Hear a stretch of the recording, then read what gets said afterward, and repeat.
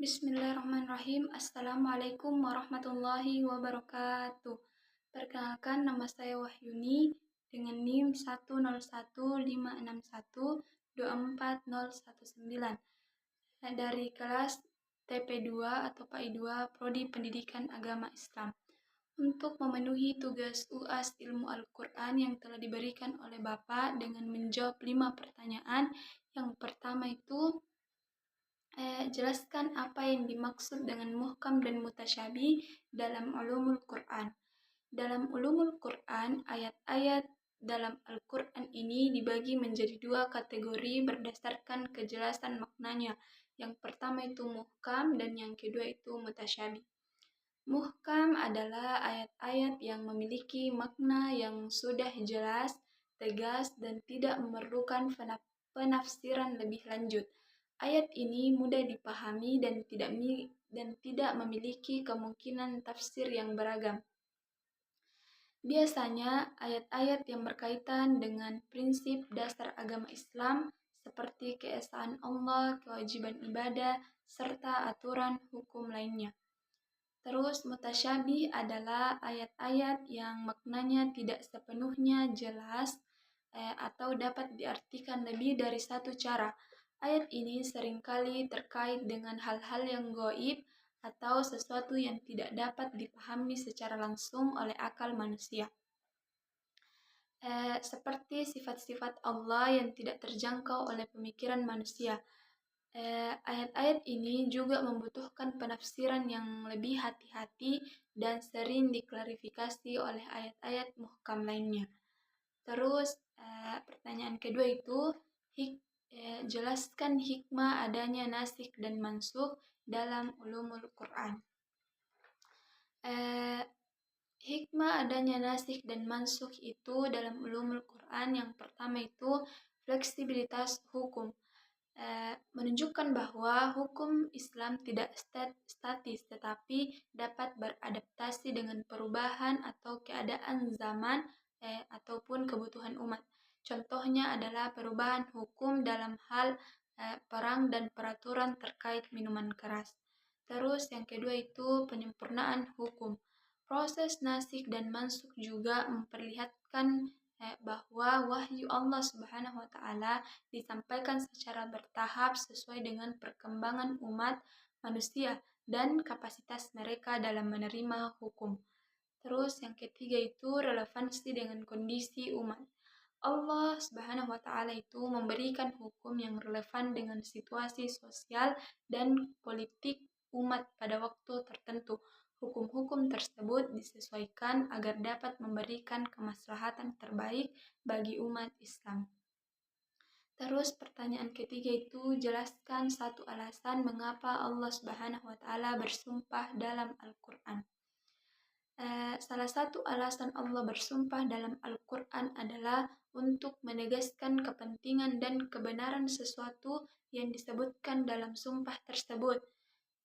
Sumpah Allah dalam Al-Quran bukanlah untuk meyakinkan dirinya, tetapi untuk meneguhkan hati umat manusia mengenai sesuatu yang sangat penting. Penegasan terhadap sesuatu hal yang sangat penting ini, sumpah itu bertujuan agar umat manusia memperhatikan dan merenungkan isi wahyu tersebut dengan lebih serius. Misalnya dalam Quran surah Al-Asr, Allah bersumpah demi waktu untuk menunjukkan bahwa waktu adalah sesuatu yang sangat berharga. Waktu adalah sesuatu yang sangat berharga dan harus dimanfaatkan dengan sangat baik. Terus pertanyaan keempat itu, jelaskan apa yang dimaksud dengan amsal dalam Al-Quran. Amsal dalam Al-Quran berarti perumpamaan atau analogi yang digunakan untuk menggambarkan konsep atau ide dengan cara yang lebih mudah dipahami. Perumpamaan ini berfungsi untuk menjelaskan dan memperjelas sesuatu yang abstrak atau sesuatu yang rumit dengan menyandingkannya dengan hal-hal yang lebih konkret atau lebih mudah dikenali dalam kehidupan sehari-hari. Contohnya itu adalah Perumpamaan tentang orang-orang yang beriman yang disebutkan dalam surah Ibrahim itu diibaratkan seperti pohon yang baik yang akarnya kokoh dan cabangnya menjulang tinggi. Eh, Ayat ini menggambarkan betapa kuat dan berkembangnya iman seseorang yang baik. Terus, Amsal juga ini digunakan untuk memperjelas kebenaran-kebenaran moral dan spiritual yang terkandung dalam ajaran Islam, seperti hubungan antara amal perbuatan dan hasil yang akan diterima, serta untuk membandingkan kondisi dunia dengan kehidupan akhirat. Terus, pertanyaan yang terakhir itu, jelaskan apa tujuan dan maksud Allah memberikan kisah-kisah umat terdahulu di dalam Al-Quran. Kisah-kisah umat terdahulu dalam Al-Quran memiliki tujuan yang mendalam dan relevansi yang kuat bagi umat Islam. Beberapa tujuan utama dari kisah-kisah tersebut antara lain yang pertama itu pelajaran moral dan hikmah. Kisah-kisah umat terdahulu seperti kisah Nabi Nuh, Ibrahim, Musa, dan lain-lain digunakan untuk memberikan pelajaran moral dan spiritual bagi umat Islam. Umat Islam ini diajarkan untuk mengambil ibrah atau pelajaran dari keberhasilan atau kegagalan umat-umat terdahulu, serta bagaimana mereka berinteraksi dengan wahyu Allah Subhanahu wa Ta'ala. Dengan memahami kesalahan yang dilakukan oleh umat terdahulu, umat Islam diingatkan untuk tidak mengulanginya.